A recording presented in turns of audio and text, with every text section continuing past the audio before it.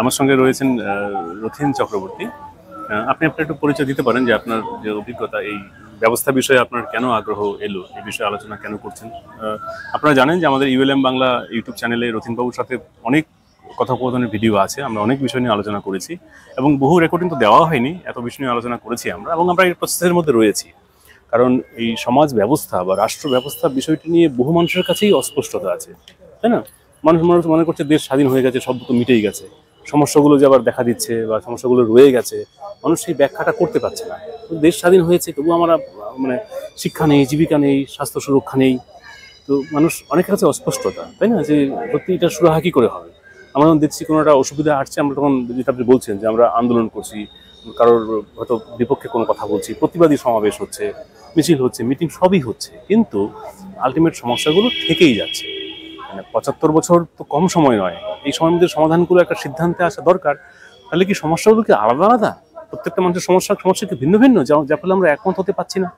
নাকি সমস্যা একই, আমরা হয়তো কোনো একটা পয়েন্টকে মিস করছি, যার ফলে একমত হতে পারছি না?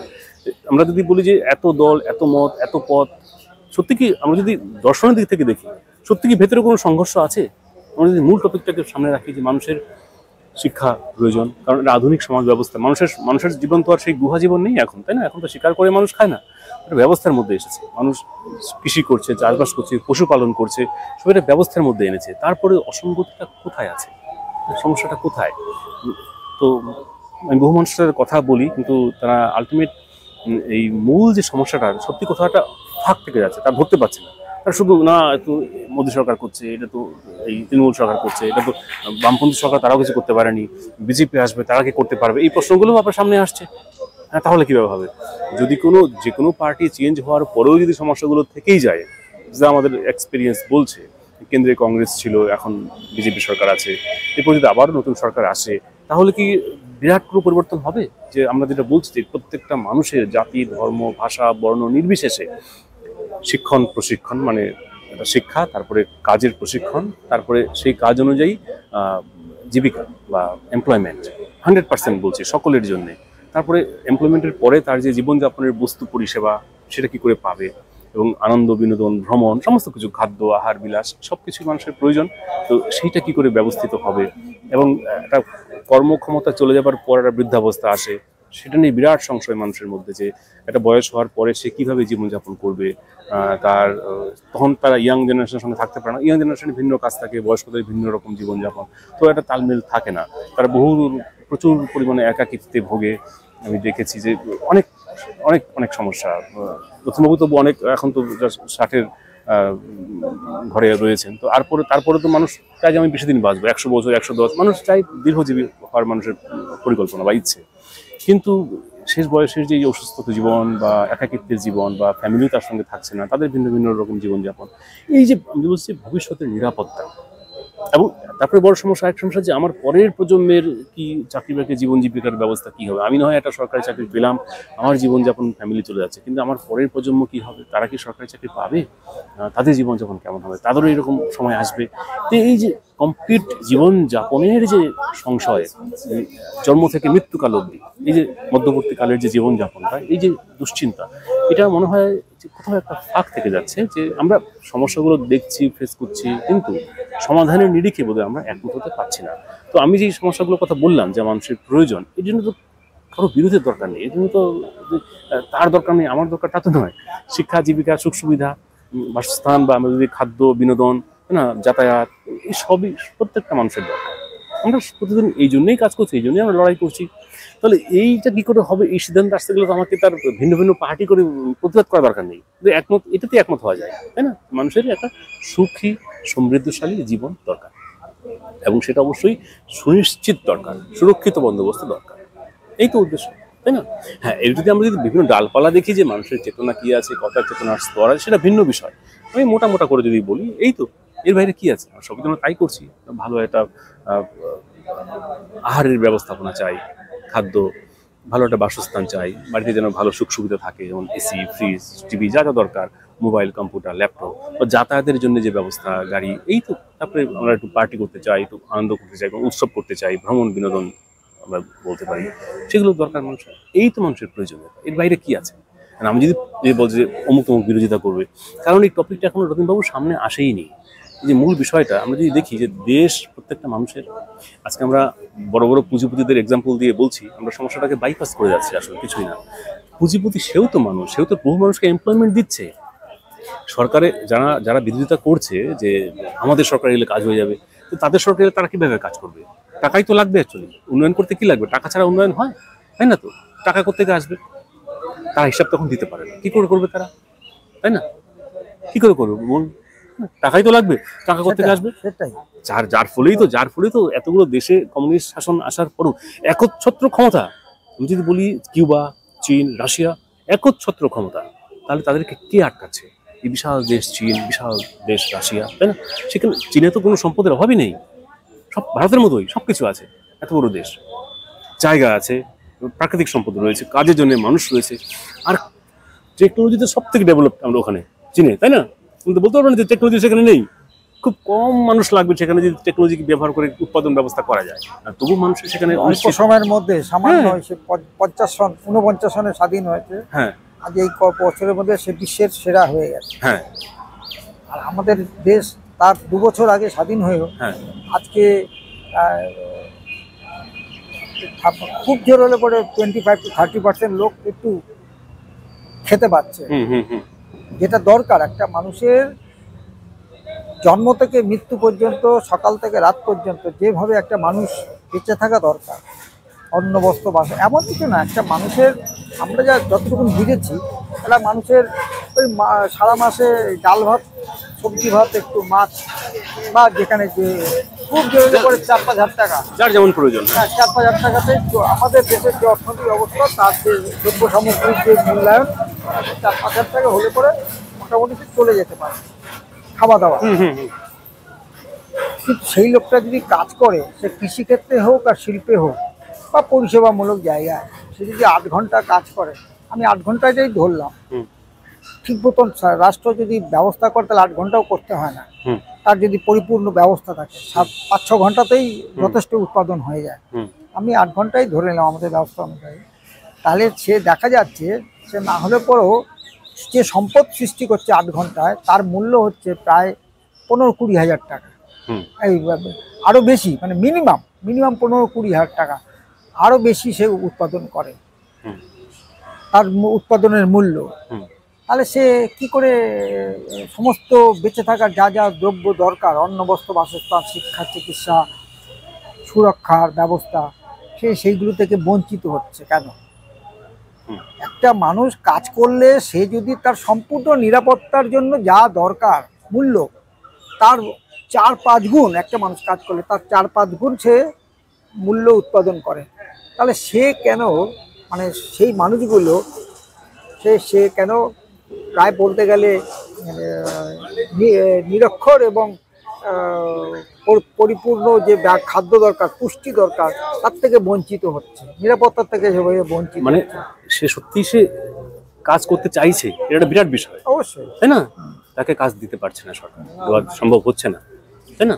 তাহলে এটা কি সেই মানুষটার কি দোষ? তাহলে তার এটা তো আমাদের তো অন্যরকম ভাবনা ভাবতে হবে, মূল সমস্যাটা কোথায়, তাই না?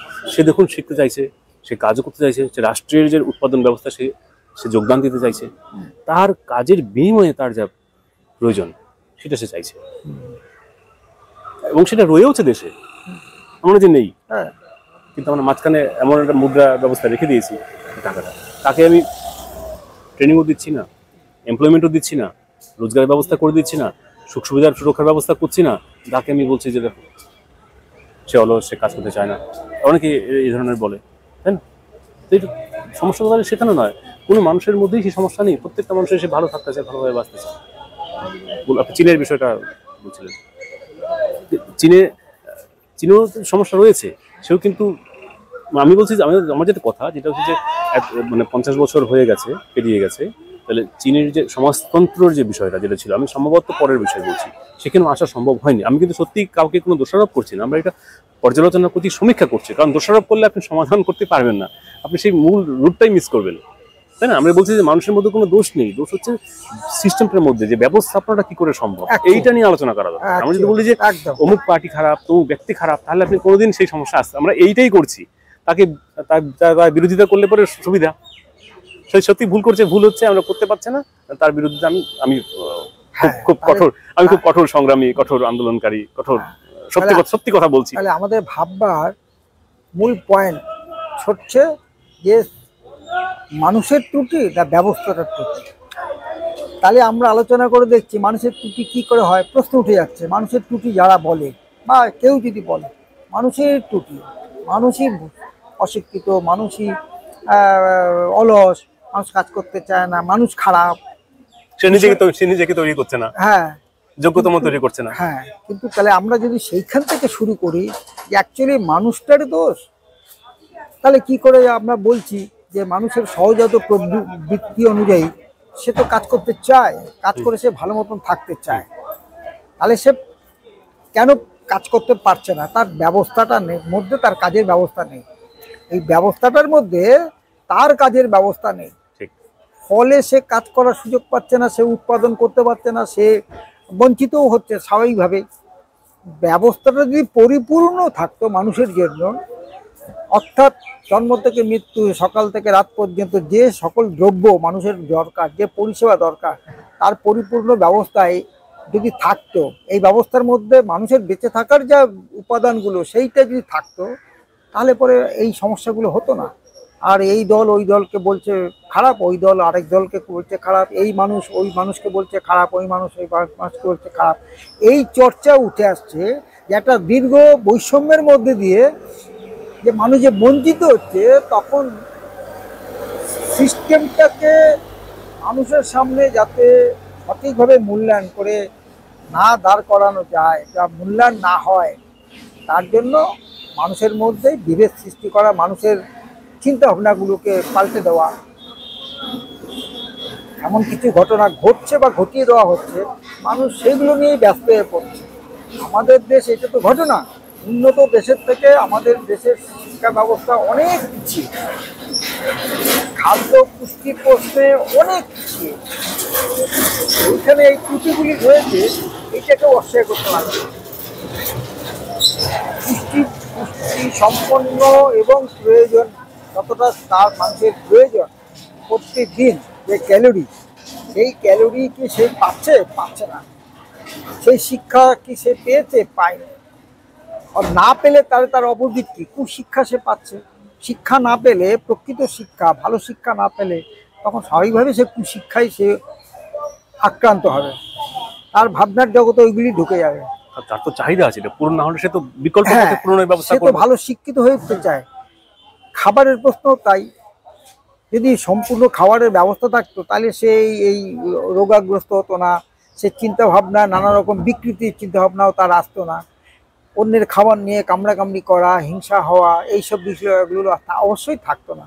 যদি সে পরিপূর্ণ খাবার থাকতো, তার জন্য শিক্ষার ব্যবস্থা থাকতো, তার জন্য চিকিৎসার ব্যবস্থা থাকতো, তার নিরাপত্তার ব্যবস্থা থাকতো। যে মানুষ মানে প্রজন্ম তৈরি হচ্ছে, তাদেরও ঠিক জন্ম থেকে মৃত্যু পর্যন্ত যদি দেখা যায় যে রাষ্ট্র কিংবা সরকারের মধ্যে, সেই সিস্টেমের মধ্যে তার সম্পূর্ণ ব্যবস্থা করা আছে, তাহলে তারা তো চিন্তা থাকে না, তার সুচিন্তা, তার ক্যাপাসিটি দিয়ে সে সম্পূর্ণ নতুনভাবে উৎকৃষ্ট সম্পন্ন সমস্ত প্রোডাকশান, উৎপাদন সে করতে পারে। সেটা হচ্ছে না, বাধাপ্রাপ্ত হচ্ছে। এত অসংখ্য জনসংখ্যা বাড়ছে, তা সে সুশিক্ষিত হয়ে উঠছে না, উঠতে পারছে না। প্লাস তার অপুষ্টি খাবার, সে আক্রান্ত হচ্ছে রোগে নানান রকমভাবে। শরীর আক্রান্ত হলে চিন্তা ভাবনাও আক্রান্ত হয়। এইভাবে সে পুরো জরাজীর্ণ একটা ব্যবস্থার মধ্যে আমাদের হয়েছে। এইবার যদি একটু পিছিয়ে বলি যে ব্রিটিশ আমল, যখন ব্রিটিশ ছিল ঔপনিবেশিক ব্যবস্থা, তখনও সে যে শাসক, আমি সচেতনতার জায়গা থেকেই বা ইচ্ছা করে আমি ওই প্রসঙ্গে ঢুকছি, যে সে ছিল শাসক। সে শাসক হয়ে তার নিজের স্বার্থে, শাসক তার নিজের স্বার্থে দেশের মানুষগুলো তাকে যেটুকু শিক্ষিত করে তুলেছে পুরনো ব্যবস্থার থেকে, ইংরেজি শিক্ষার মধ্যে দিয়ে, যেটা আমরা প্রথম দিকে ভেবেছি অনেক ভালো, কিন্তু পরে ধরা পড়েছে, রবীন্দ্রনাথ বলে গেছে, তাদের এই শিক্ষা ব্যবস্থা, অর্থাৎ ইংরেজির শিক্ষা ব্যবস্থা হচ্ছে আমাদেরকে দাসত্বের মধ্যেই রাখা। অর্থাৎ ওই ভাষাটা তাদের সুরক্ষার জন্যই তারা আমাদের ততটুকুই সচেতন করেছে। তাদের ইংরেজি মাধ্যমে যা কিছু মানুষ আমাদের দেশের মানুষকে উন্নত করেছে, তাদের কালচার মানে তাদের বেনিফিটের জন্য তাদের বেনিফিটের জন্য করেছে। এইটাই হচ্ছে নিয়ম। আজকে যে শাসক আছে, আচ্ছা ওইটা বলিনি, তাহলে তখন মানুষ যেভাবে বঞ্চিত হতো, শিক্ষা থেকে বঞ্চিত, প্রকৃত শিক্ষা থেকে, তারপরে প্রকৃত খাবার থেকে, প্রকৃত মানে কথা বলার স্বাধীনতা থেকে, চিন্তা ভাবনার উৎকৃষ্ট জায়গা, স্বাধীনভাবে সে চিন্তা করে করবে, বলবে, আর দেশের জন্য সে সম্পূর্ণ নিয়োগ উন্মুক্ত ব্যবস্থা থাকবে, তাতে সে সে নিয়োজিত হবে। সে নিয়োগ করে নিজেকে আরও বেশি বেশি উৎকৃষ্ট একটা ব্যবস্থা তৈরি করার একটা ভূমিকা তার থাকবে। ইংরেজের সময় ছিল না, ঠিক তেমনি ইংরেজ পরবর্তী সময়েও আমাদের দেশে যারা শাসন করছে আজ পর্যন্ত, তারা তাদের স্বার্থেই সমাজটাকে, দেশটাকে পরিচালনা করেছে। তাহলে আমরা মানে স্বাধীনতার আগে ইংরেজ আমলেও যেরকমভাবেই আমাদের দেশের মানুষ বঞ্চিত হচ্ছিল, আজকেও দেখা যাচ্ছে যে সেইভাবেই বঞ্চিত হচ্ছে। তাহলে তাহলে কি করণীয়? করণীয় হচ্ছে যে একটা তাদের হাতে যে সিস্টেমটা ছিল, সেই সিস্টেমটা নিজেদের হাতে এনে নিজের মতন করে ভাববার একটা স্বপ্ন। স্বাধীনতা আন্দোলনে যারা ছিল, আজকে যেমন ভগৎ সিংয়ের শহীদ দিবস, তাকে স্মরণ করেও এই জিনিসগুলো আলোচনা হচ্ছে চারিদিকে, যে তারা কি স্বপ্ন দেখেছিল, সমস্ত মানুষের সুশিক্ষা, সম্পূর্ণ মানুষ খাবার, পুষ্টি সম্পন্ন খাবার, তার নিরাপত্তা, উৎকৃষ্ট সম্পন্ন, সে একটা মানুষ হয়ে উঠবে, এরকম একটা স্বপ্ন, এরকম একটা দেশ তৈরি করতে তারা চেয়েছিল। কিন্তু আজকে সেটা হয়নি, তাদের স্বপ্নও হয়নি। প্লাস আমরা আজকে যতটুকু সচেতন হয়েছি, আমরাও বুঝতে পারছি প্রকৃত মানুষের জন্য মানবিক মূল্যবোধ সম্পন্ন যে একটা ব্যবস্থা, সেই ব্যবস্থা হয়নি। তারা সেরকমই একটা ব্যবস্থা চেয়েছিল। তার জন্য তাদের যে ভূমিকা নিতে হয়েছে, প্রথমে বোঝানোর প্রশ্ন ছিল, প্রথমে আলাপ আলোচনার প্রশ্ন ছিল, তারপরে যদি যে সরকারে থাকে যারা শাসক, তারা যদি সেটা না মানতে পারে, সেটা তাদের ব্যাপার, তখন সেটা একটা অন্য রূপ নেয়। একটা প্রতিবাদের থেকে মানুষের অন্যরকম একটা জঙ্গি হতে পারে, যেরকমই হোক প্রতিবাদী একটা রূপ নেয়। তা ঠিক সেই আলোচনাগুলিই হচ্ছে যে আমরা চাইছি মানুষ কখনো নিজের থেকেই ভুল করে তাকে মৃত্যুর কোলে ঢলে দিয়ে ভালো একটা স্বপ্ন দেখে নিজের জীবনটাকে শেষ করে দেওয়া, পরিপক্ক চিন্তার অভাবের জন্য। তাকে বলা হচ্ছে যে তোমারই দোষ, এটা তোমারই ভুল। হ্যাঁ, মানুষ যখন কিছু করছে বলা হচ্ছে তোমারই ভুল, তোমারই দোষ। হ্যাঁ, তাই না? হ্যাঁ, বড় পয়েন্ট মিস করে যাচ্ছে আমরা। ঠিক এই জায়গাটাই, অর্থাৎ মানুষের দোষ না ব্যবস্থাটার দোষ। আমাদের আলোচনার করতে করতে সবসময় আমাদের এইটাই আসা উচিত, আসলে ত্রুটিটা কোথায়, মানুষের ত্রুটি না ব্যবস্থার ত্রুটি। মূলত মানুষের ত্রুটি থাকতেই পারে, এই ব্যবস্থার মধ্যেই তো মানুষ বোধ তৈরি হচ্ছে। তার শিক্ষার ত্রুটি আছে, তার খেয়ে পুষ্টির অভাব, পুষ্টিপূর্ণ খাওয়ার অভাবের জন্য শরীরের ঘাটতি থেকে যাচ্ছে, সেই ত্রুটি থেকে যাচ্ছে, তার চিন্তার বিকাশের ত্রুটি থেকে যাচ্ছে। কিন্তু এই সিস্টেম, এই ব্যবস্থার জন্য, ব্যবস্থাটা যদি সকলের জন্য থাকতো, উন্মুক্ত থাকতো, তাহলে পরে এই বিষয়গুলো মানুষকে আরো আরো সুন্দর দেখতে পারতাম। মানুষের মধ্যে এই হানাহানি, প্রতিদিন মারামারি, নানান রকম ঘটনা ঘটছে, ভাবা যায় না, অমানবিক ঘটনা ঘটে যাচ্ছে এই সিস্টেমের জন্য। মানুষ আত্মহত্যা করছে, মানুষকে খুন করে ফেলা হচ্ছে, নিজেদের ঘরের লোককে কেটে ব্যাগের মধ্যে ভরে, বস্তার মধ্যে ভরে ভাসিয়ে দিচ্ছে। ইভেন প্রচুর ব্যবসায়ী মানুষও কিন্তু তারা সামলাতে পারছে না ব্যবসাকে। হ্যাঁ, ব্যবসার মধ্যে দিয়ে যে অর্থনৈতিক ব্যবস্থা চাঙ্গা হয়, তারাও সেটা করতে পারছে না। মুষ্টিমেয় লোকের হাতের মধ্যে সমস্ত ক্ষমতা। ব্যবসায়ী পরিবার তার পরিবারকে মেরে নিজেরাও, হ্যাঁ, প্রায় দিনই দেখা যাচ্ছে ব্যবসায়ী পরিবারগুলো তাদের নানা রকম ত্রুটি বিচ্যুতির মধ্যে দিয়ে সে সুইসাইড করছে। এটা তো কাঙ্ক্ষিত নয়। সমাজে সুস্থ সমাজ, সুস্থ মানুষের কাঙ্ক্ষিত নয় যে এরকম ভাবে মানুষগুলো মারা যাবে।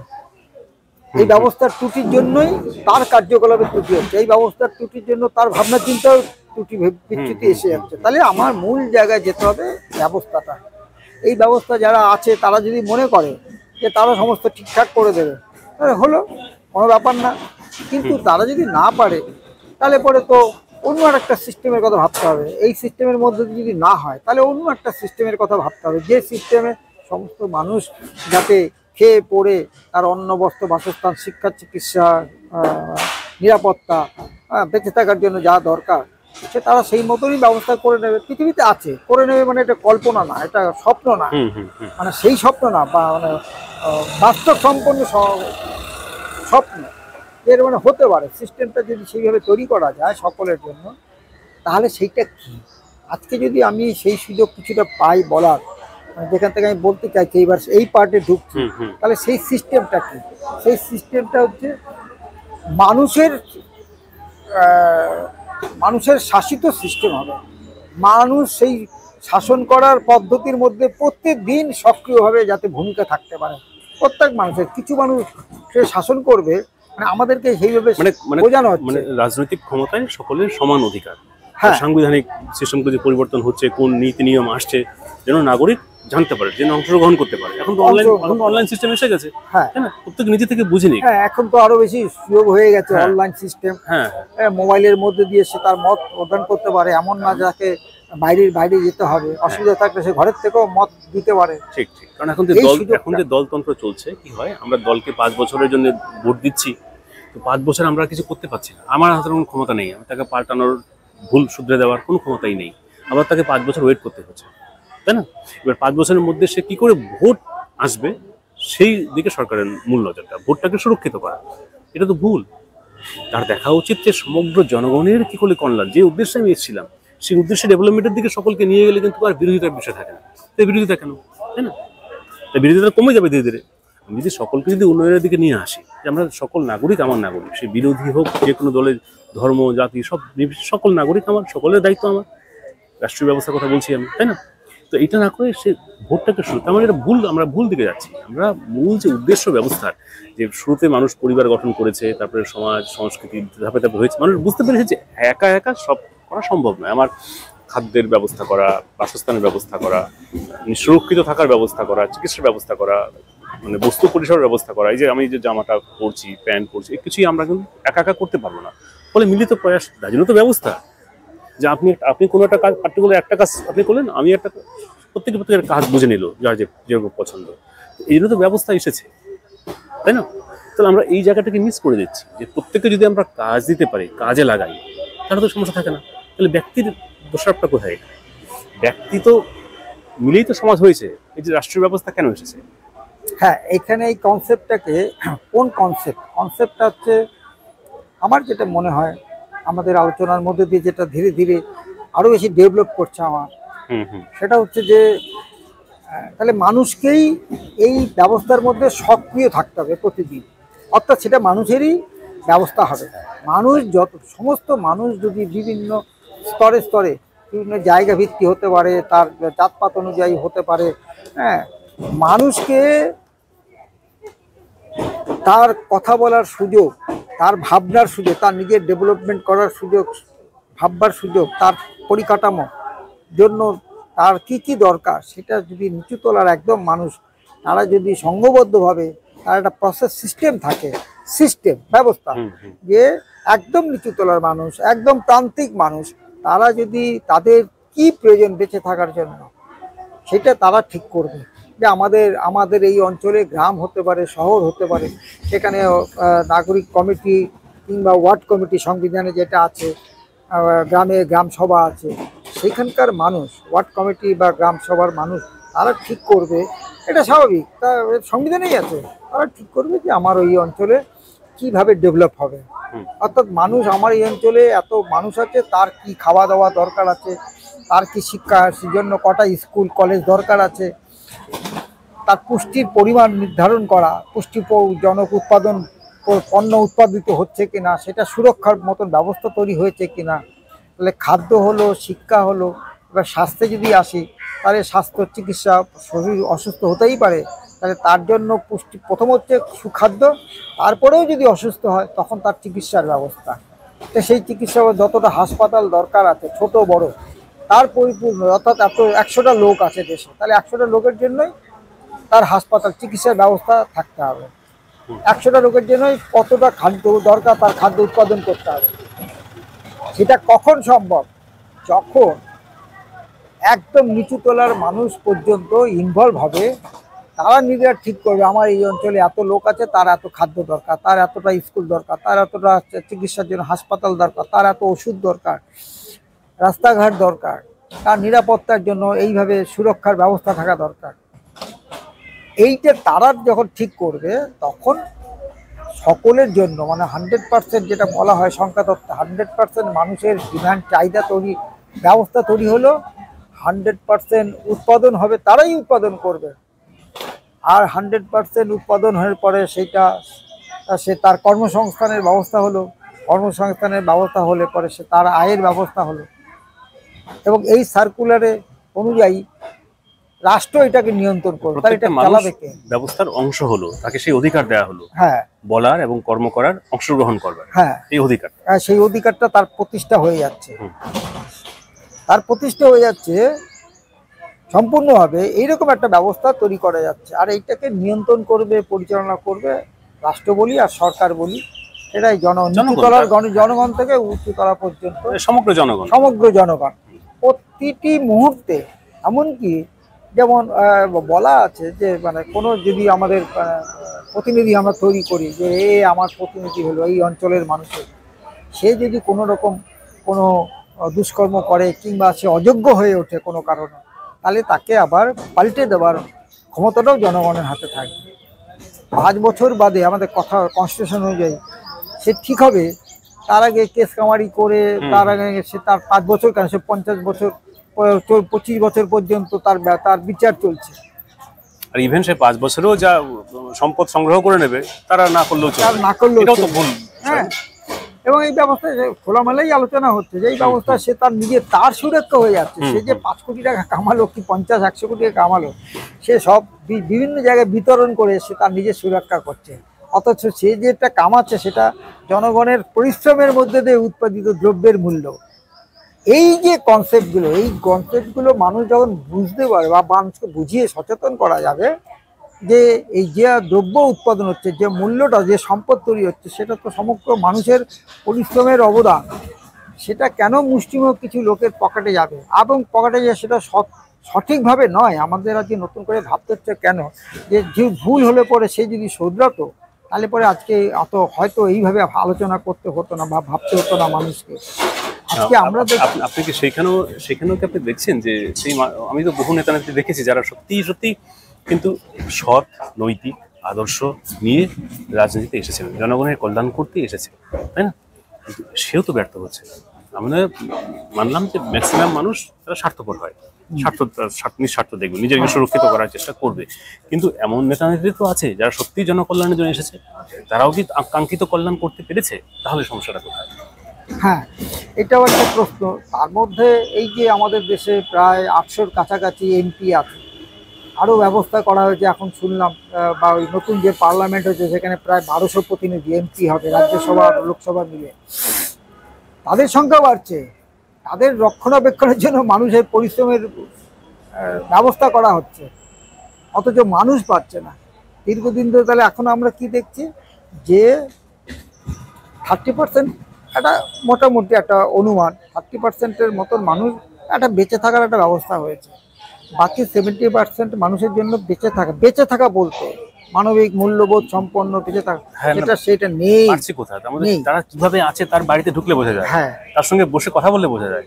হ্যাঁ, আমরা বিভিন্ন সময় যাই, এই লোকগুলো কোথাও না কোথাও জড়ো হচ্ছে, সামাজিক কাজের মধ্যে দিয়ে হোক, সামাজিক সংগঠনের মধ্যে, তাদের কথার মধ্যে দিয়ে বেরিয়ে আসছে যে এই 70% মানুষের যে বিভিন্ন পার্টি বা 70% মানুষের যে বিভিন্ন সামাজিক সংগঠন বা ব্যক্তি মানুষ হিসেবেও তার মুখ দিয়ে, তার চিন্তা দিয়ে বেরোচ্ছে যে আমাদের সুরক্ষার ব্যবস্থা নেই, চলছে না এইভাবে চলছে। হ্যাঁ, চলছে না, এবং তাদের পরবর্তী জেনারেশনের চাপ তাদের ঘাড়ের উপরে পড়ছে। তার সংসারে যে ছেলেমেয়েরা তৈরি হচ্ছে হয়তো পড়াশোনা করে কোনো রকমের কষ্ট করে, তাদের জন্য কাজের কোনো ব্যবস্থা নেই, তাদের সুরক্ষার কোনো ব্যবস্থা হচ্ছে না। প্র্যাকটিক্যালি বলে দেখুন, এই যে শহরে আমরা থাকি, কলকাতা শহরে আমরা আছি, এখানে ম্যাক্সিমাম চাকরিগুলি ধরুন 7,000 টাকা, 10,000 টাকা, 15, 20, 25 এরকম ম্যাক্সিমাম সব চাকরি, 70% চাকরি এরকমই আছে, তাই না? সামান্য বেতন। এইটুকু একজনের বাসস্থান দরকার, সে যদি একটা এখন মোটা টাকা লোন নেয় বাসস্থানের জন্য, তাহলে আজীবন তাকে কিন্তু সেই যে করে হোক তাকে ওইটুকু টাকা তাকে উপার্জন করতেই হবে, তাকে মোটা টাকা লোন দিতে হবে, বাকি ওইটুকু টাকা তাকে সংসার কোনো রকম চালাতে হবে। সে কিন্তু একটা খাঁচার মধ্যে পড়ে গেল, জীবন কিন্তু এখানেই শেষ। একটা মোটা টাকার লোন, তারপরে সন্তান সন্ততির শিক্ষা সুরক্ষা এইসব বিষয় রয়েছে। তার মানে সে যে জীবন পাওয়ার কথা যে আমরা ভাবছি, সে কোথায় পাবে? সে আজকে এই যে ইয়াং জেনারেশন, আমি যে কাজ করছি, আমি তো অনেক অনেক ত্যাগ স্বীকার করে এই কাজ করতে হচ্ছে, কিন্তু আমার বয়সে কাউকে পাচ্ছি না। আমি তাকে জোরও করি না কাউকে আসতে, কারণ কি করে আসবে? আজকে আমারও যদি একটা ফ্ল্যাটের মোটা টাকা লোন থাকতো, আমি ভাড়া বাড়িতে থাকি, যে লোন থাকতো, সত্যি আমার সম্ভব ছিল না এখানে রতিনবাবু বসে কাজ এই করা। একটা ভালো পয়েন্ট, সম্ভব ছিল না। আমি তাকে দোষ দিই না, বলছি না এত লোক তো আসছে না, আমি তো মেসেজ দিয়েছি সবাইকে আসার জন্য, কেউ আসেনি। তারা আসবে কি করে? তারা হয়তো একটা দিন কেউ ছুটি পেয়েছে, তার অনেক কাজ পড়ে আছে, সাংসারিক কাজ, ব্যক্তিগত কাজ। এখানে আমি একটা কথা বলি, লোন শব্দটা যখন উঠলো, আলোচনায় আসলো, লোন মানে হচ্ছে একটা ফাঁদ।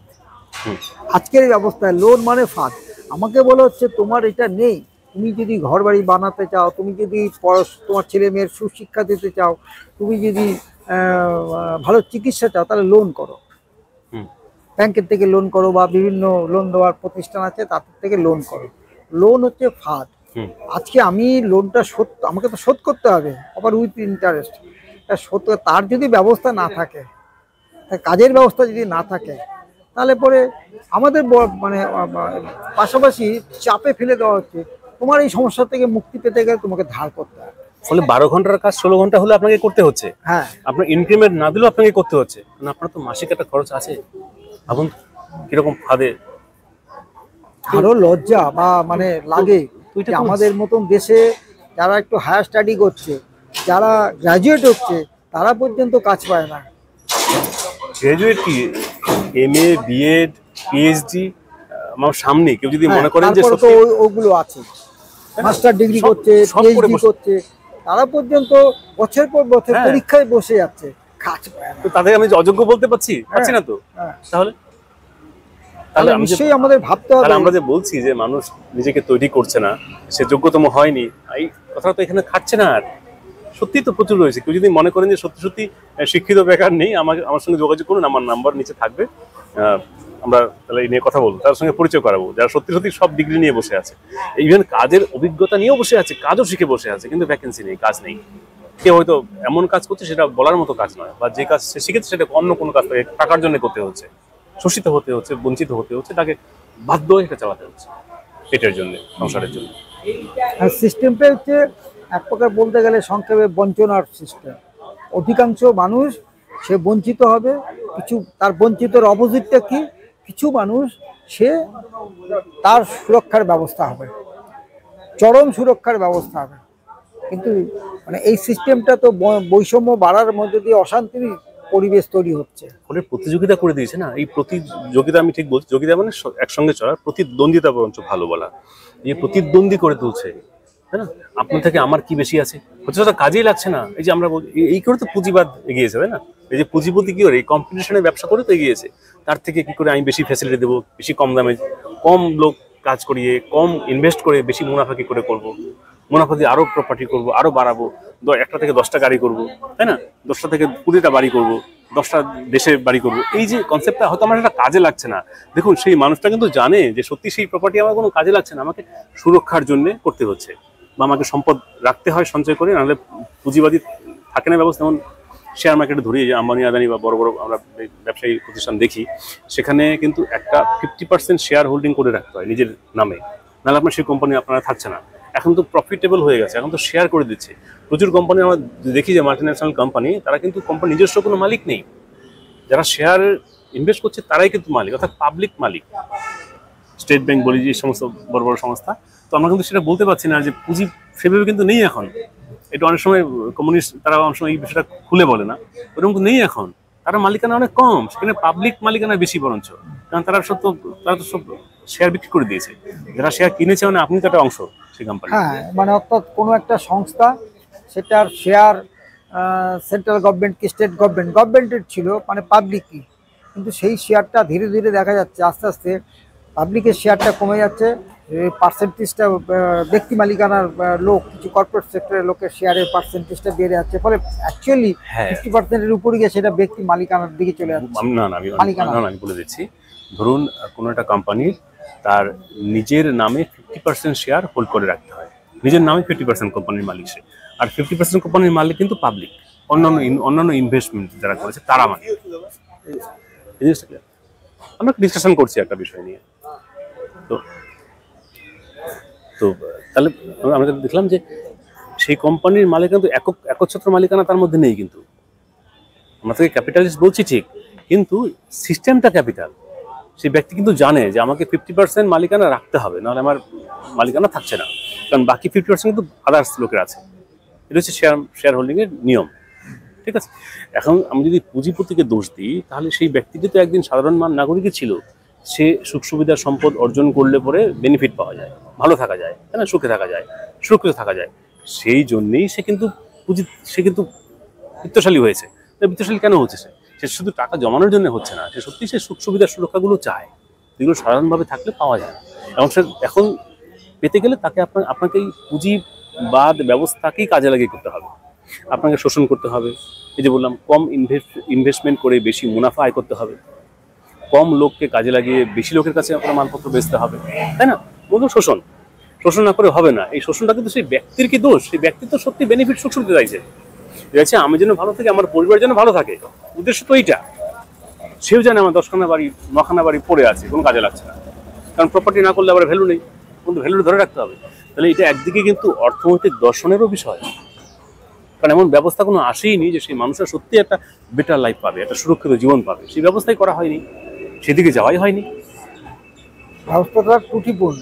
হ্যাঁ, আমি যদি ব্যবস্থা বলে দিই যে আপনি যে ব্যবস্থায় আছেন সেখানে আপনি আপনার সর্বোচ্চ যে জীবনযাপন, সেটার সুখ সুবিধাগুলো আপনি পেয়ে যাবেন, সেরকম ব্যবস্থা আমরা করিনি, হ্যাঁ, তাই না? ব্যবস্থাটা ত্রুটিপূর্ণ। হ্যাঁ, তাহলে এখানে অর্থনৈতিক দর্শনের বিষয়, সেই ব্যক্তির নয়। সেই ব্যক্তি জমাচ্ছে কেন? এই জমানোর যখন মায়া করেছিল, জানতো যে আমি জমাতে হবে টাকা। সে বড় হতে দেখেছে যে টাকা জমালে পরে মূলত হ্যাঁ সিস্টেম, এই সিস্টেম থেকেই সবকিছু পেয়েছে। সে পুঁজিপতি তাকে সিস্টেমই করেছে। হ্যাঁ, এইবার ওইটা হচ্ছে সচেতনতা। যেমন আমরাও জানি, আমরা যদি পুঁজি করতে পারি আমরা অনেক সুখে থাকতে পারবো। আর ওই লোকটিও জানে, যার পুঁজি তৈরি করেছে সেও জানে যে আমি এত জিনিস এইভাবে আমি তৈরি করতে পারলে আমিও সুখে থাকবো। তাহলে আমরা কেন করছি না? আমরা সকলের কথা ভাবছি। এইবার এই জায়গায় ওনাদের সাথে আমাদের ফারাক আছে, ওনাদের চিন্তার সাথে আমাদের চিন্তার ফারাক আছে। আমরা চাইছি সবাই যাতে সমানভাবে খেয়ে পড়ে থাকতে পারে, বাঁচতে পারে। আর ওনারা চাইছে কিছু লোক, যেটা 10% কি 5%, তারা চাইছে তাদের চরম সুখ সুবিধা, এইটা তাদের একটা ভাবনা। এই ত্রুটিটা ব্যক্তি মানুষ হিসেবে আলোচনায় আসতে পারে, সেটা তার ত্রুটি, সে পাল্টাবে কি পাল্টাবে সেটা অন্য কথা, এটা দরকারও পড়ে না। আমি বলছি যে এটাও তো সমাজ নির্ধারণ করেনি, তাই না, যে জীবনযাপনের জন্য কি প্রয়োজন, কতটুকু প্রয়োজন। আমরা তো সামান্য, যে আপনি যেটা বলছেন যে বেসিক যা দরকার, মৌলিক অধিকার, একটা কোন রকম একটা চাকরি বা কাজ, একটা জীবনযাপনের জন্য যা বস্তু দরকার, সেই সব, মানে খাদ্য, আবার শিক্ষা, এই যে বেসিকটা, আমরা কি বেসিকটাই করতে পেরেছি বলুন তো? তাহলে কোথায় অসঙ্গতি? আমি মানলাম যে পুঁজিপতি সে হাইফাই লাইফ চাইছে, ওটা সম্ভব নয়, মানলাম, কিন্তু একটা সাধারণ লোকেরও কি সুরক্ষা আছে? আমরা তো এই সিদ্ধান্তটাও নিতে পারিনি, আমরা। বক্তব্য তো তাই, এইটুকু স্টেপ তাকে করে দিক ব্যবস্থা, তাই না? তারপরে আমি মানবো যে না, ঠিক আছে, হায়ার লেভেল আছে, তাই না? এইটুকু তো করতে পারিনি আমরা, যে প্রত্যেকের মিনিমাম একটা লাইফ পেয়েছে, সুরক্ষা পেয়েছে, সেটুকু তো নেই, তাই না? হ্যাঁ, সেই 70% মানুষ তার যদি সুরক্ষার ব্যবস্থা সেরকম একটা সিস্টেম তৈরি করে দেওয়া যায়, তখন তার একটা অন্য মাত্রা আসবে, অন্য একটা কনসেপ্ট, অন্য একটা দর্শন সামনে চলে যাবে। এইটা একটা দর্শন, মুষ্টিমেয় লোক সুযোগ সুবিধা পাবে, অধিকাংশ লোক বঞ্চিত হবে। আর একটা হচ্ছে অধিকাংশ লোকই সুখে স্বাচ্ছন্দ্যে থাকবে, সেটা সবাই, অধিকাংশ বলতে সবাই সুখে থাকবে তার মতন করে, সে তার কোয়ালিটি অনুযায়ী সে তার মতো সে সুখে থাকবে। আর একটা হচ্ছে অশান্তির মূল কারণ, এত দুর্ঘটনা ঘটার মূল কারণ হচ্ছে বৈষম্য, অর্থনৈতিক বৈষম্য তার মধ্যে প্রথম, তারপরে শিক্ষার বৈষম্য, তারপরে তার সামাজিকভাবে বেঁচে থাকার বৈষম্য, তারপর নারী পুরুষের বৈষম্য, নারী সংখ্যাগুরু হিসাবে বৈষম্য। এই বৈষম্যগুলোকে এই সিস্টেমের মধ্যে বজায় রেখেছে। এগুলো হচ্ছে এই সিস্টেমের হচ্ছে উপাদান। এইগুলো আছে বলেই কিন্তু আবার ওই সিস্টেমটা আছে, মানে অর্থাৎ কিছু মুষ্টিমেয় লোক সে পাচ্ছে। মানে আমরা যদি এইগুলোকে নির্মূল করতে পারি, তাহলে অর্থাৎ সিস্টেমের ডিজাইনটাই এরকম, যেখানে আপনার সামান্য সংখ্যক মানুষ মানে প্রভূত বিত্তশালী হবে, কিছু মানুষ খেয়ে পড়ে থাকতে পারবে, আর বাকিদের একদম মানে বেঁচে থাকাও খুব মানে কঠিন হয়ে যাবে। আত্মহত্যা করতে হচ্ছে, যে বললাম, বাড়ি থেকে পালিয়ে যেতে হচ্ছে। কেউ হয়তো ওই বাড়ি থেকে কারা পালিয়ে সংসার কারা করে, যারা সংসারকে চালনা করতে পারছে না, তাই না? বিকল্প কোনো ব্যবস্থা তাকে দিইনি আমি। সে তখন গিয়ে তো একা একা কোনোভাবে সে তার জীবনযাপন করছে, বা সে সাধু হয়ে যাচ্ছে, সে বনে জঙ্গল। সাধু কেন হচ্ছে? এটা তো সমাজ থেকেই সে পেয়েছে। সাধু তো সে মায়ের কোলে যখন তো সাধু নিয়ে আসেনি, তাই না? তো সমাজ থেকেই পেয়েছে সাধু জীবন বলে একটা জীবন হয়, তাই না? হ্যাঁ, কারণ তাকে আমি তো ব্যবস্থার মধ্যে আনতেই পারিনি। তাকে আমি না প্রপার শিক্ষা দিয়েছি, সুরক্ষিত ব্যবস্থায় আমি আনতেই পারিনি, তাকে সুরক্ষার গ্যারান্টি আমি দিইনি। একদম, নিজের মতো করে জীবন, দারুণ আলোচনা। নিজের মতো করে জীবন সে বেছে নিয়েছে। যে সাধুরা আজকে আমাদের দেশে একটা মানে ধর্ম প্রবণতা বেশি, সেখানে তার মানে তার একটা পাঠ হচ্ছে সাধু সন্ন্যাসী। এই সাধু সন্ন্যাসীরা দেখা যাচ্ছে তাদের দেহ অনুযায়ী, তাদের বুদ্ধি অনুযায়ী তারা যে কোনো ভালো কোনো কাজ করতে পারে, উৎপাদনশীল কাজ, সম্পদ সৃষ্টি করতে পারে। আর সে মায়া, তারপরে সে কল্পজগতের জিনিস দিয়ে সে ভেসে বেড়াচ্ছে, আর মানুষের থেকে যেটুকুন পায় তাই দিয়ে সে বেঁচে আছে। কেন সে একটু খেয়ে বেঁচে থাকবে? কেন সে শুধু কল্পনা জগতের মধ্যে ভেসে থাকবে? সে একটা উৎপাদন ব্যবস্থার মধ্যে থাকতেই পারে, অর্থাৎ সিস্টেমটার মধ্যে নেই। সেই মানব সম্পদটাকে আমরা কাজে লাগাতে পারছি। এটা কি সে ব্যক্তির দোষ? অনেকে বলে সে অলস, সে কাজ করতে চায় না, সে ঘুরে ঘুরে খেতে চায়।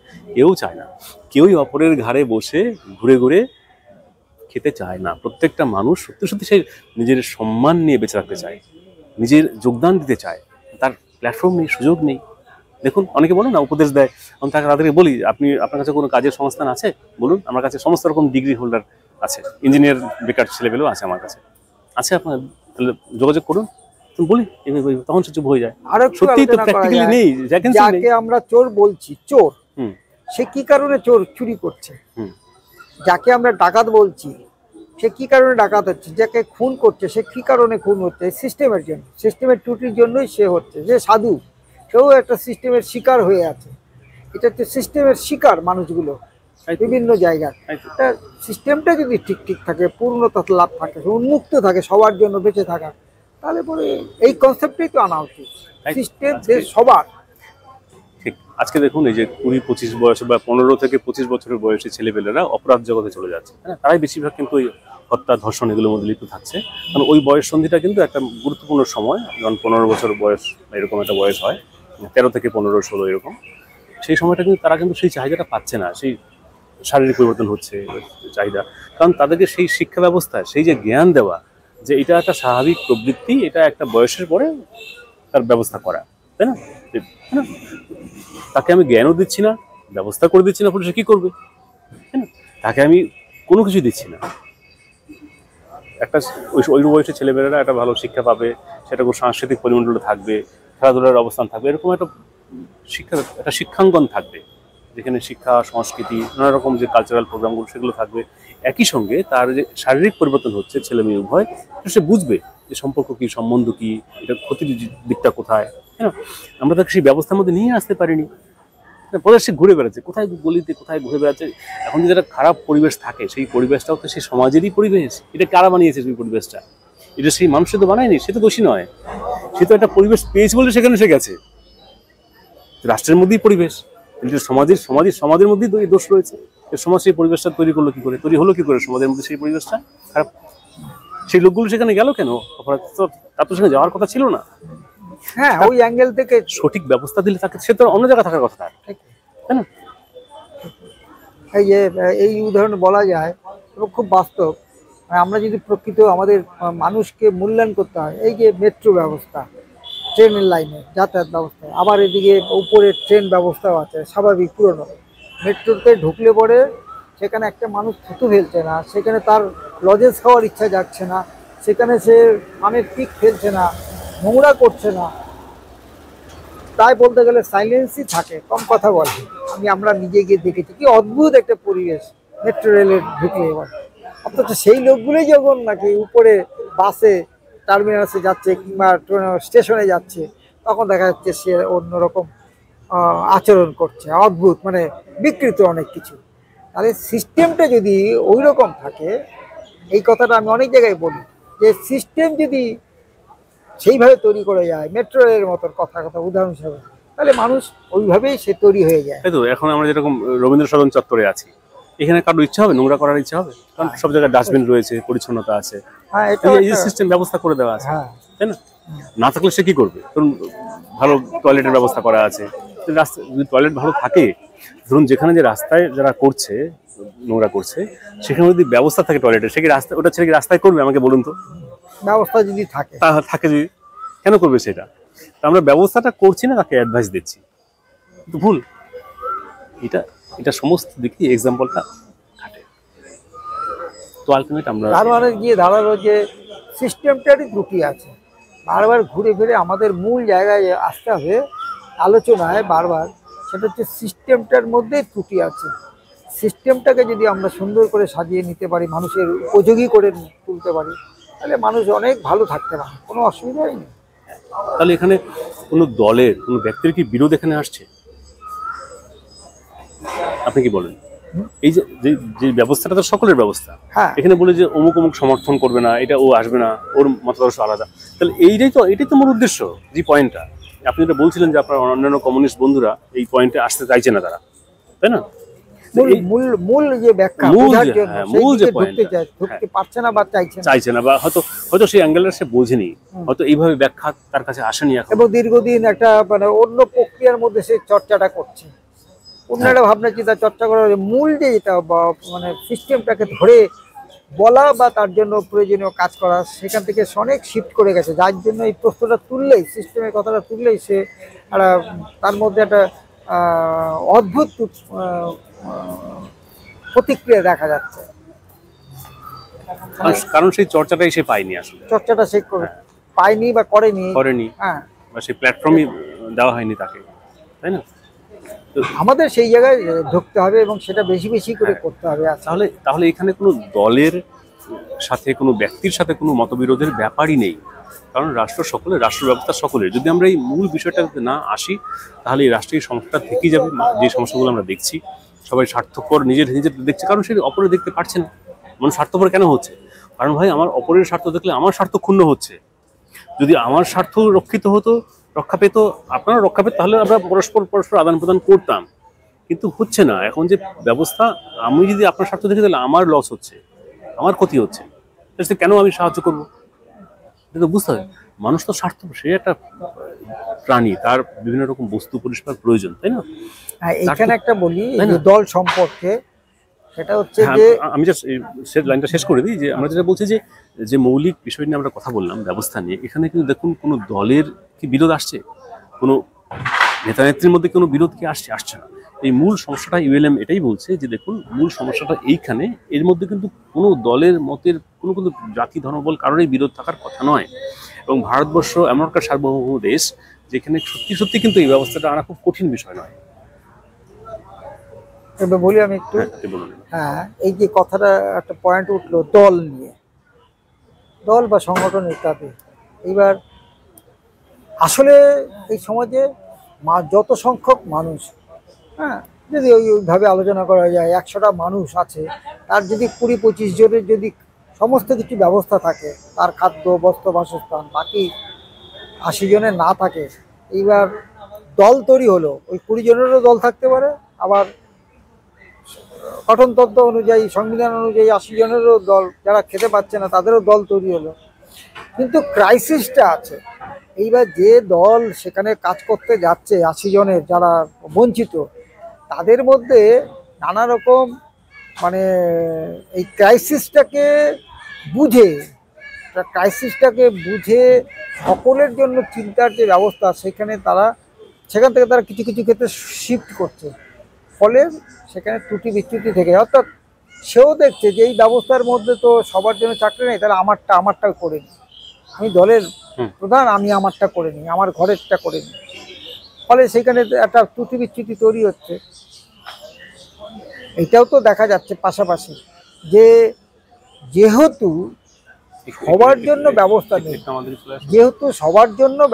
নেই, এই সিস্টেমে সবার জন্য খাদ্য, সবার জন্য শিক্ষা, সবার জন্য, সেখানে এই সিস্টেমের ত্রুটির জন্য সেটা নেই, ব্যবস্থাটা নেই, সবাই পাচ্ছে না। সেইখানে যদি দল তৈরি হয়, বিভিন্ন ক্ষেত্রের দল, সে যারা বঞ্চিত তাদেরও দল, আর যারা পাচ্ছে তাদেরও দল। এইবার যারা বঞ্চিত হচ্ছে, দেখা যাচ্ছে আজকের দিনে এই যে কেন এত সমস্যা, তারা যদি বলতো যে সবার জন্য, যেটা আমরা আলোচনা করছি, সবার জন্যই ভাবনার দল তৈরি হওয়া দরকার।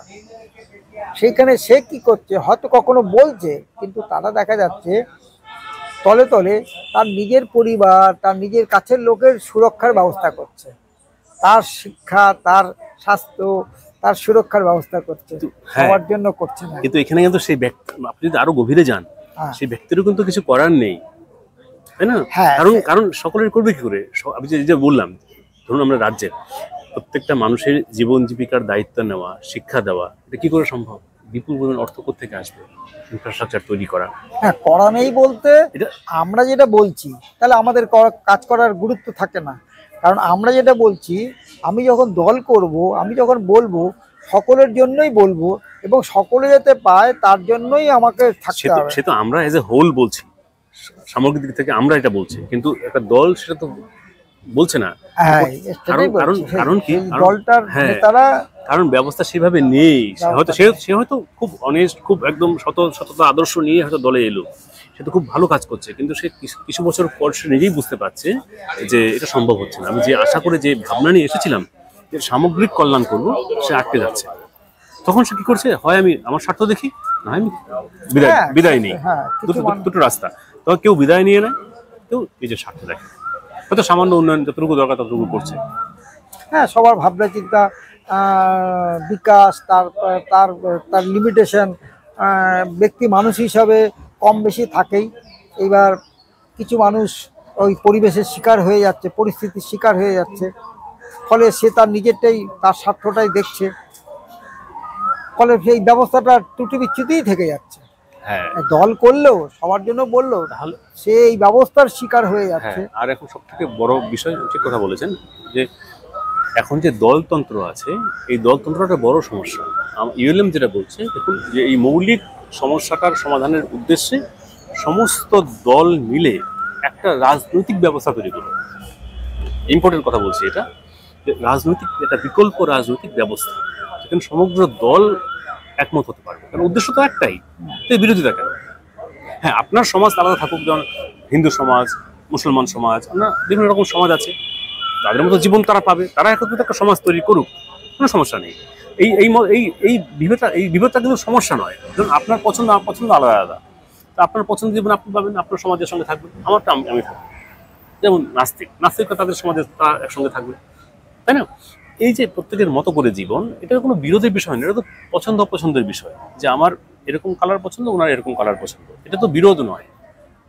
আমরা এটাকে বিরোধী জায়গা নিয়ে আসি, দলের ক্ষেত্রেও তাই। তার পতাকা আলাদা, তার পতাকা আলাদা, এটা বিরোধ, আসলে বিরোধ নয়। আমরা বলছি যে মূল জায়গায় একসঙ্গে আসে, পতাকা আলাদা রাখুন, কোনো সমস্যা নেই, কিন্তু মূল সমস্যাটা সমাধান করার জন্য এখন ফলে নতুন বা বিকল্প রাজনৈতিক ব্যবস্থার কথা আমরা বলছি, একইভাবে বিকল্প অর্থনৈতিক ব্যবস্থার কথা বলছি। এই যে রাজনৈতিক ব্যবস্থাটা এমন হোক যাতে আর কোনো সংশয় না থাকে, সুরক্ষিত হোক, রাজনৈতিক অর্থনৈতিক, মানে সবাই পাবে, দুটোই। হ্যাঁ, সবাই পাবে, সবাই অংশগ্রহণ করবে। আপনি আপনার সমাজ, যেমন গ্রাম সভা বললেন, আপনি আমার গ্রাম সভা একটা সমাজ করে রাখুন না, আপনার চাহিদাগুলো বলার জন্য বা আপনার অভিযোগগুলো জানার জন্য বলুন, এরকম থাকুক, কিন্তু এটা কোনো বিরোধ নয়। আমি বলছি বিকল্প রাজনৈতিক ব্যবস্থা, এটা সকলে মিলে করে নিই, যে কোন রাজনৈতিক ব্যবস্থা আমাদের এই অধিকারটা সুরক্ষিত হবে। ঠিকই, এই বিরোধ হওয়ার তো কোনো কথাই না। আমার সবার জন্য যদি কাজের ব্যবস্থা, সবার সুরক্ষার ব্যবস্থা থাকে, এক কথায় সুরক্ষা, তাহলে তো বিরোধ হওয়ার কোনো প্রশ্ন নেই। তো সব দলের তো উদ্দেশ্য তাই। হ্যাঁ, বিরোধ হওয়ার প্রশ্ন নেই। তোমার অধিকার আছে, তুমি কথা মত বিনিময় করবে, তুমি তোমার কথা বলবে, আরো কি নতুন ডেভেলপমেন্ট আসলো, কি আবিষ্কার হয়েছে, সেটা নিয়ে যার যার যে মানে কর্মজগতে সেটা আলোচনা করবে, খোলা মনে আলোচনা করবে। নতুন প্রযুক্তি, নতুন বিজ্ঞান, বিচারধারা নিয়ে বিতর্ক হোক, তখন তো সিদ্ধান্ত আসবে। হ্যাঁ। এবং এতে এরকম নয় যে আমি অমুক দলের আদর্শ নিয়ে আছি বলে আমি ছোট হয়ে গেলাম, এরকম নয়।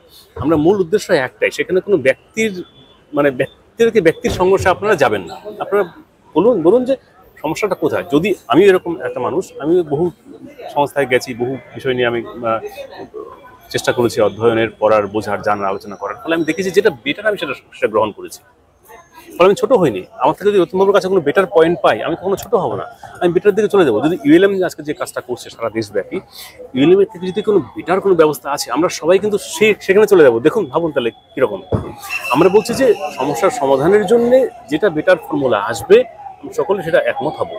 এবং ইউএলএম এটাও বলছে, ইউএলএম রাজনৈতিক ব্যবস্থা হোক, অর্থনৈতিক ব্যবস্থা হোক বা যেটাই হোক, সেখানে যদি কোনো অসঙ্গতি থাকে, যদি কোনো ইমপ্রুভমেন্ট আপনার কাছে থাকে, সেটা আমরা সাদরে গ্রহণ করবো। ভাবুন, সেটাই, তাই না? এটা হ্যাঁ, ওপেননেস থাকা দরকার না? অবশ্যই। ইউএলএম এর তো এটা একটা মানে বড় ভালো দিক, যে আমাদেরও যদি ইউএলএম এরও যদি কোনো জায়গায় আলাপ আলোচনার মধ্যে যদি দেখা যায় কোথাও কিছু ঘাটতি আছে, কোথাও ত্রুটি আছে, বিজ্ঞানসম্মত যুক্তিসম্মত হবে, তো সেটা তো ইয়ে করে মানে সংশোধন করে ভালো ব্যবস্থা, ভালো চিন্তাটাই গ্রহণ করা উচিত। এটাই তো স্বাভাবিক, এটাই তো বিজ্ঞান। ইউএলএম, হ্যাঁ ঠিক, ইউএলএম শুধু একটা প্রস্তাবনা রেখেছে, প্রস্তাবনা যে সমস্যাটা এইটা, সমাধানটা এই পথে হবে। এবার সেই পথের মধ্যে যে ধরুন এই রাজনৈতিক ব্যবস্থা, এটা একটা রূপরেখা বা একটা প্রস্তাবনা ইউএলএম দিয়েছে, বা অর্থনৈতিক ব্যবস্থাটা প্রস্তাবনা দিয়েছে, এবং এর উপরে কিন্তু এটা কিন্তু শেষ নয়, এটা একটা প্রস্তাবনা রেখেছে, যে এটা মূল যে ঢাঁচাটা, ফ্রেমটা রেখেছে। এবার তার ক্ষেত্রে আরো কত কি উপাদান দরকার, সেই বিশেষজ্ঞরা যুক্ত হবে, গবেষণার টিম তৈরি হবে, যেমন যারা অর্থনীতিবিদ, তারা একত্রিত হয়ে অর্থনৈতিক মডেলটাকে আরো কমপ্লিট করবে। যারা রাজনৈতিক ব্যক্তিত্বরা আছেন, যারা রাজনীতি পড়েছেন, জেনেছেন, বুঝেন, যারা সমাজসেবা করতে চান, মানুষের সমস্যাগুলোকে জানেন, বুঝেন, তারা রাজনৈতিক ব্যবস্থাটাকে পরিপূর্ণ করবে। এটাই চাইছে, যে ব্যাপারে ইন্টারেস্টেড, যার যে অভিজ্ঞতা আছে, সেই পার্টের উপরেই বেশি বেশি করে গবেষণা করে গবেষণার মত দেবে। আমরা চাই একটা গবেষণার টিম তৈরি, ওটাই তো যুক্তিসম্মত, বিজ্ঞানসম্মত। হ্যাঁ, সেখানে প্রত্যেকের সেখানে জায়গা থাকবে, প্রত্যেকে একটা সাধারণ মানুষও সে মতামত দিতে পারবে, তার অসুবিধা কোথায়, তার সমস্যাগুলো কোথায়, সে তার সমস্যাগুলোর এখানে সমাধান পাচ্ছে কিনা, সে তার মতো করে দেখবে। কিন্তু মোদ্দা জিনিস হচ্ছে যে একদম নিচু তলার মানুষ, সে প্রান্তিক সমুদ্রের পাড়ের হোক বা বনে জঙ্গল পাহাড়ের মানুষ হোক, আর শহরেরও একদম কম আয় সম্পন্ন মানুষ, যাকে ওই বস্তি অঞ্চল বা একদম নিম্ন আয়ের মানুষ, এই প্রান্তিক মানুষগুলো তার যখন বেঁচে থাকার জন্য একটা রাষ্ট্র ব্যবস্থা পরিচালনার সক্রিয় অংশগ্রহণ থাকবে, তার চিন্তা ভাবনা, মত প্রকাশ করার সম্পূর্ণ সুযোগ যখন থাকবে, সে তখন সক্রিয়ভাবে অংশগ্রহণ করবে, এবং অংশগ্রহণ করবে, শুধু অংশগ্রহণ করা উচিত, এটা তারও দেশ। অর্থনৈতিক ব্যবস্থা সেও নির্ধারণ করবে, তার অঞ্চলের উন্নয়নটা সে নির্ধারণ করবে। এইরকমভাবে এমন একটা সিস্টেম তৈরি হওয়া দরকার, যেখানে সবাই রাষ্ট্র পরিচালনার জন্য অংশগ্রহণ করবে, অংশগ্রহণ করার সুযোগ থাকবে। তাহলে পরেই এই যে সমস্যা, এই ব্যবস্থা এখান থেকে নিরসন হতে পারে, অবশ্যই নিরসন হতে পারে। মানে এই ব্যাপারে কোনো দ্বিধা নেই। আমার অভিজ্ঞতা দ্বিধা নেই, একদম পরিষ্কার, এটা হতেই পারে। ঠিক বলেছেন যে প্রত্যেকটা মানুষ তার যদি স্বার্থ সুরক্ষিত হয়, আবার তার বেনিফিট দেখতে হবে, তাই না? শুধু ঝান্ডা নিয়ে ঘুরবে, হই হাল্লা করবে, তা নয়। আমরা ইউএলএম বলছি কিছু করা দরকার নেই, আপনি ঘরে বসে এই সমস্ত নলেজ সব শেয়ার করতে পারেন। শুধু যখন আপনার দায়িত্ব আসবে তখন আপনি ভোট দেবেন, বা যদি কোনো সমর্থন করবেন বা বলার থেকে বলবেন, কোনো ফিজিক্যাল সময় দেওয়ার দরকার নেই, কারণ অনলাইন সিস্টেম এসে গেছে এখন, আপনি ফোনে কথা বলতে পারেন, কোথাও ফিজিক্যাল টাইম দেওয়ার দরকার নেই। শুধু বিষয়টাকে বুঝে নিন, যদি আপনার ভালো লাগে আপনি অপরের সঙ্গে ফোনে আলোচনা করুন, অনলাইনে আলোচনা করুন, যাদের সঙ্গে সাক্ষাৎ তাদের সঙ্গে আলোচনা করুন, এবং এক্সট্রা কোনো টাকা অর্থ খরচ করা দরকার নেই। ইউএলএম এটাই বলছে, তাই না? কি দরকার, এই জন্য কোনো হই হাল্লার বিষয় নয়। এটা জন্য এখন একটা জায়গায় যেতে গেলেই 50 টাকা খরচা হয়ে যায়। হ্যাঁ, একবেলায় একটা আলোচনা 2 ঘন্টার জন্য কোথাও পার্টিসিপেট করতে গেলে, মত দিতে গেলে বা শুনতে গেলেও 50 টাকা খরচা হয়ে যায়, যেখানে মানুষের 50 টাকা বাজার হয়ে যায়, বাজারের একটা পার্ট হয়ে যায়। ঠিক। সেখানে এইগুলো আগে ছিল না এতটা। আজকে অর্থনৈতিক সংকট এমন জায়গায় নিয়ে গেছে, সেই জায়গায় আজকে এই প্রযুক্তিটা, এই যে মোবাইলের মধ্যে দিয়ে, ইন্টারনেটের মধ্যে দিয়ে আমরা অনেক আলোচনা, মত বিনিময় করতেই পারি, এবং করতেই হবে। কারণ বসে থাকলে যারা পারবে, যখন যারা আসতে পারবে তারা আসুক, যারা আসতে পারবে না, আমি জন্য কাউকে কোনো ফোন করে কাউকে জড়িয়ে দিই না যে আপনি এটা কেন করছেন না, এটা কেন করছেন না, পুরো ফ্লেক্সিবল থাকুন এই বিষয়টা। হ্যাঁ, প্রতিদিন 5 মিনিটের মত, বা 1 সপ্তাহে অনেক কিছু দেখলো, তারপরে ইউএলএম কে একটা মত দেবো, সেটা তার জন্য 5 মিনিট 10 মিনিট সময় লাগতে পারে। খুব জরুরি হলে একটা আলোচনা করলে 20 মিনিট লাগতে পারে এক একটা সাবজেক্টে। আমরা তো আজকে অনেক বিষয় নিয়ে আলোচনা করলাম বলে হয়তো 1 ঘন্টা 1.5 ঘন্টা লেগে যাচ্ছে। কিন্তু কোনো একটা ইস্যু আসলো, সেই ইস্যু নিয়ে মত দেওয়ার জন্য 10 মিনিট 5 মিনিট লাগে না তো, দুটো বাক্যতেও হয় মত দেওয়া যায়, দুটো বাক্যতেও মত দেওয়া যায়, ঠিক আছে। সেখানে দুটো বাক্য মত দেওয়ার সঙ্গে তখন 10টা বাক্য বললে বেশিক্ষণ লাগে না। যারা অন্ততপক্ষে বিষয়গুলো সচেতনভাবে বুঝতে পারছে, তাদেরটা মত দেওয়ার জায়গাটা গ্রহণ করা উচিত, এই টেকনোলজিটা গ্রহণ করা উচিত, খুব দ্রুত গ্রহণ করা উচিত। কাউকে আপনি একটু শেয়ার করলেন, শেয়ার করতে কি সঙ্গে সঙ্গে কয়েক সেকেন্ডে শেয়ার হয়ে যাচ্ছে, বা বা আপনি কার সঙ্গে একটু আলোচনা করলেন, আপনি দিনে যদি 10-15 মিনিট যদি সময় দেন একটু শেয়ার টেয়ার করা, একটু মতামত রাখা, এইটা। আর আপনি আপনার অবসর সময় এগুলো শুনুন, এতে আপনার বৌদ্ধিক জ্ঞান বাড়বে, আপনার মধ্যে অনেক বিষয়ের স্পষ্টতা আসবে, এটা মানসিক যে একটা বিকাশ ঘটবে। অনেক সংশয় আছে সেখানে। আমরা ব্যক্তিগত, সামাজিক, পারিবারিক, রাষ্ট্রীয়, বৈশ্বিক সমস্ত টপিক নিয়ে আমরা আলোচনা করি। প্রচুর ভিডিও এখানে রয়েছে, দেখতে পারেন। এবং আমাদের পশ্চিমবাংলাতেও প্রায় অনেকগুলো জেলাতে আমাদের সক্রিয় ভলান্টিয়ার বন্ধুরা আছেন যারা এই বিষয়গুলো বোঝেন। তাদের নাম্বার চাইলে আমি দিয়ে দেবো সেটা। আর আমিও প্রায় 24 ঘন্টায় উপলব্ধ আছি, যে কোনো সময় আমার সঙ্গে যোগাযোগ করতে পারেন। আমাদের রথিনবাবু এই বিষয়টা ভালো করে বুঝেছেন, তার সাথে কথা বলতে পারেন, তার নাম্বারও এই ভিডিওর নিচে থাকবে। এবং আমাদের সারা দেশে প্রায় সবকটি রাজ্যেই সক্রিয় ভলান্টিয়ার বন্ধুরা আছেন, তারা এই সেশনটাকে সম্পূর্ণভাবে বুঝে নিয়েছেন। তাদের সঙ্গে আপনারা যে কোনো ভাষায় কথা বলতে পারেন। আমাদের রাশিয়ায় আছে ইংরেজি, হিন্দি, বাংলা, মারাঠি, পাঞ্জাবি, মালয়ালম, এবং উত্তরাখণ্ডের ওখানকার ভাষা, এই সমস্ত ভাষাতেই, গুজরাটে আছে, মধ্যপ্রদেশে আছে, বিহারে আছে, আপনার ঝাড়খণ্ডে আছে, সব জেলাতেই সক্রিয় সদস্যরা আছে যারা এই বিষয় নিয়ে আমার মতো আলোচনা করছে, আমাদের মতো কথা বলছে। বিষয়টি নিজেরাও স্পষ্ট হচ্ছে, অপরকেও স্পষ্টতা হওয়ার সুযোগ দিচ্ছে। কারণ রাষ্ট্র সকলের, রাষ্ট্রের অধিকার সকলের, এবং রাষ্ট্রের ব্যবস্থাটা মূল সমস্যা, যেটা বারবার বললেন, যে এইটা নিয়ে আমরা যদি আলোচনা করি তাহলে দেখবেন যে বহু অবাঞ্ছিত বিষয় আসবেই না, তাই না? আমি যদি মূল পয়েন্টটা বুঝে যাই যে সমস্যাটা কোথায়, সমাধান কি করে হবে, এবার সমাধানের বিষয়টা নিয়ে আলোচনা হবে। হ্যাঁ, আপনি যেটা বলছিলেন যারা আন্দোলন করছে তারা সমস্যার মধ্যেই পড়ে রয়েছে, ব্রেক করে কোনো রুট তারা বের করতে পারছে না। হ্যাঁ, আজকেও তো অনেকে সেই কথাই বললো, আমরা রুট খুঁজে পাওয়ার চেষ্টা করছি, এত বছর হয়ে গেল, কারো 60 বছর, কারো 50 বছর, সঠিকভাবে পথ সে পাচ্ছে না। তাই আজকের এই আলোচনাগুলো প্রয়োজনীয়তা খুব বেশি বেশি করে এসে দাঁড়িয়েছে। প্রত্যেকেই যাতে অংশগ্রহণ করে, দাঁড়িয়েছে মানে প্রত্যেককে এইভাবে অংশগ্রহণ করার সুযোগ আছে। ইন্টারনেটের মধ্যে দিয়ে, মোবাইলের মধ্যে দিয়ে আজকের এই অত্যাধুনিক যে প্রযুক্তি, এটাকে ব্যবহার করে বাড়ির থেকেই সব কিছু করার সুযোগ আছে, সেটা করা উচিত। মুখটা খোলা উচিত, ভালো কিছু বলতে তো অসুবিধা কিছু নেই, ভালো কিছু বলা হলো, সবাই মিলে বললে নিশ্চয়ই একটা কিছু হবে। আর এই আশাটাও করি। 70% মানুষের কাছে সত্যি কিছুই নেই, তারা তো সমর্থন করবেই, তাই না? তারা যদি সমর্থন করে তাহলে ব্যবস্থা চেঞ্জ হয়ে যাবে। অনেকে বলে না যে বিরোধের ব্যাপারটা, আমরা বিরোধ চাইছি না, কিন্তু তারাও বিরোধ করবে না। আমরা যদি যখন তাদের কাছে যাবে কনসেপ্টটা, তারাও দেখবে যে ঠিক, তারাও তো সেখানে ব্যবস্থায় অংশগ্রহণ করবে, তাই না? তাদের সম্পদ তো নাগরিকেরই সম্পদ, হয়তো তাদের নামে খাতা কলমে লেখা আছে, দেশেরই সম্পদ, সেখান থেকে তো সবকিছু সে করেছে। এবং সে যদি সুরক্ষিত জীবনের ব্যবস্থা পায়, সে বিরোধ করবে কেন বলুন তো? আমি যদি তাকে অসুরক্ষায় ফেলে দিই তবেই সে বিরোধ করে না মানুষ। এত দলের তো প্রশ্ন আসেই না, প্রত্যেকেই সেখানে সুরক্ষিত, প্রত্যেকেই একটা, যারা বিত্তশালী আছে তারা তাদের বিত্তশালী জীবনযাপনের যদি সুখ সুবিধাগুলো পেয়ে যায়, তাই না? সে অযথা কেন সম্পদ সঞ্চয় করবে? এইটা তো মূল বিষয়, যে আমার জীবনের সুখ সুবিধার সুরক্ষার যে বন্দোবস্ত, এটা যেন সুনিশ্চিত থাকে।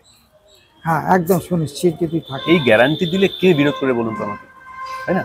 আর এখন ভারতবর্ষে সত্যি প্রত্যেকটা মানুষকে 5 স্টার লাইফ দেওয়া সম্ভব। আধুনিক ঘরবাড়ি একবার কংক্রিট বানিয়ে ফেলা যায়, এই স্ট্রাকচার বানিয়ে ফেলা যায়, এটা তো একবারের কাজ। আধুনিক রাস্তা, ভালো রাস্তা একবারই বানিয়ে ফেলা যায়, তাই না? যেটা 20 বছরও নষ্ট হবে না। একটা বাড়ি করলে একটা বাড়ি 100 বছরে ভাঙবে, নষ্ট হবে না। এই তো একেবারে করার পাকা কাজ, মোটা কাজগুলো যেটা, তাই না? সড়ক, আবাস, স্টেডিয়াম, পার্ক, হসপিটাল, এটা একবারে করার কাজ। তারপর তার মোটা কোনো আর পরিশ্রম দরকার নেই। তখন ব্যবস্থাটা চালনা করার জন্য যে বস্তু পরিষেবা, সেইটুকু মেনটেন্যান্স দরকার, তাই না? তো আমরা যদি ভেঙে ভেঙে করি, কঠিন বিষয় নয়। আমরা আসলে এই রুটটা পাইনি বলে আমরা বুঝতে পারিনি এই বিষয়গুলো। এরপর আমরা ভেঙে ভেঙে পলিটিক্যাল মডেল নিয়ে একদিন আলোচনা করব, একদিন শুধু অর্থনৈতিক মডেল নিয়ে আলোচনা করবো, একদিন শুধু ধর্ম নিয়ে আলোচনা করবো, সংস্কৃতি, এরকম আলাদা টপিক নিয়ে আমরা আলোচনা করবো। তাহলে মানুষের জীবনের বিভিন্ন যে পার্টগুলো আছে, সেগুলো নিয়ে আলোচনা করলে আস্তে সব পরিষ্কার হয়ে যাবে। এবং দেখা যাচ্ছে যে আগের তুলনায় এইভাবে আলোচনার গতিটাও বেশি বাড়ছে এবং মানুষ এইটা আলোচনাটাকে গ্রহণ করছে, এটাও খুব ভালো একটা দিক। ঠিক ঠিক ঠিক। বহু মানুষ শুনছেন, আলোচনা করছে, অংশগ্রহণ করছে। তারা তো সক্রিয়ভাবে আসতে পারছেন, আসার দরকারও নেই। আপনি ঘরে বসে শুনুন, ফোন করুন বা মেসেজ করুন বা অপরকে শেয়ার করে দিন ভালো লাগলে। এই তো। আমাদের ইউটিউব চ্যানেলটি যদি ভালো লাগে সাবস্ক্রাইব করবেন, অপরকে শেয়ার করে দেবেন এবং আপনার ব্যক্তিগত পারিবারিক সমস্ত রকম প্রশ্নের জন্য আমরা রয়েছি, আমাদের সাথে কথা বলুন। সকলে ভালো থাকুন। আবার অন্য একটা টপিক নিয়ে আলোচনা করবো আমরা। নমস্কার। হ্যাঁ।